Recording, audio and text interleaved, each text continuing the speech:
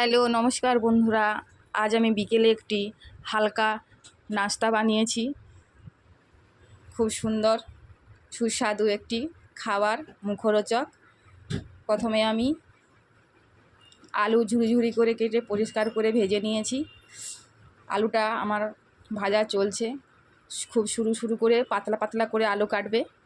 দিয়ে এরপর আলুটা হাফ ভাজা হয়ে গেলে আমি ওর সাথে অ্যাড করব টমেটো কুচি আর কাশ্মীরি কেশরি মেথি, সামান্য পরিমাণ জিরে গুঁড়ো আর পরিমাণ মতন ঘি দিলে স্বাদটা অনেক সুস্বাদু হয়।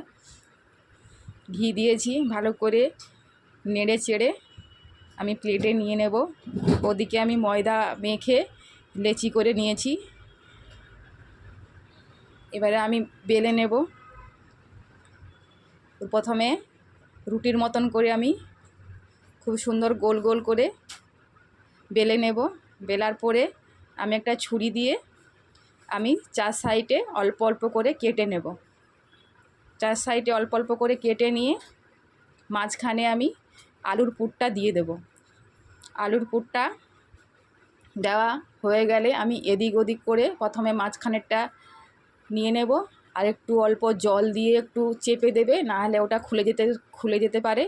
আমি একটু অল্প করে হাতে জল নিয়ে ওটা চেপে দিলাম। দেখো বন্ধুরা, কত সুন্দর হয়ে গেছে আমার। এরপর আমি সবগুলো একটা একটা করে ওইভাবে ছুরির সাহায্যে কেটে আমি পুর দিয়ে আমি একই সমানে সবগুলো শেপে নিয়ে চলে আসব। তোমরাও এইভাবে বাচ্চাদেরকে সকালে টিফিনে দিতে পারো। এইভাবে নাস্তা সস দিয়ে, টমেটো সস দিয়ে দিতে পারো।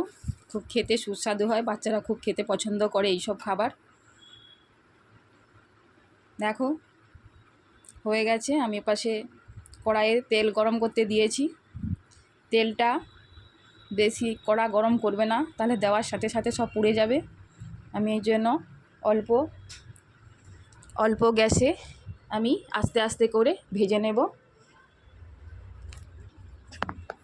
সবগুলো এইভাবে ভেজে নেবে। তোমরা এইভাবে বিকেলের নাস্তা স্ন্যাক্স হিসাবে খেতে পারো। খুব মুখরোচক একটি টেস্টি খাবার। দেখতে দেখতে ভালো লাগলে লাইক কমেন্ট শেয়ার করবেন ও চ্যানেলটা সাবস্ক্রাইবার করে দেবেন, যাতে আমি নতুন নতুন খাবার রেসিপি নিয়ে তোমাদের সাথে শেয়ার করতে পারি। দেখো কত সুন্দর লাল লাল করে ভেজে নেব।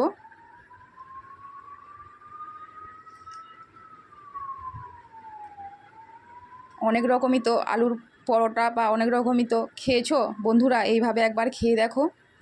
খুব খেতে দুর্দান্ত হয়, মুখে লেগে থাকার মতন একটা রেসিপি। নাস্তা, বিকেলের নাস্তা, হালকা ফুলকা বিকেলের নাস্তা আমার সবগুলো ভাজা হয়ে গেছে। দেখো উপর থেকে আমি একটু সস দিয়ে দিয়েছি। সস দিয়ে খাবে, খুব খেতে সুস্বাদু হয়। দিয়ে তোমাদের এই সামনে আমি একটা ভেঙে দেখাচ্ছি। দেখো ভেতরটা পুরো আলুর পুরে ভরা। দেখো হয়ে গেছে। তোমরা একবার এবার বানিয়ে খেও, খুব খেতে ভালো লাগবে, সুস্বাদু লাগবে। লাইক কমেন্ট শেয়ার করবে। সবাই ভালো থাকবে। থ্যাংক ইউ বন্ধুরা।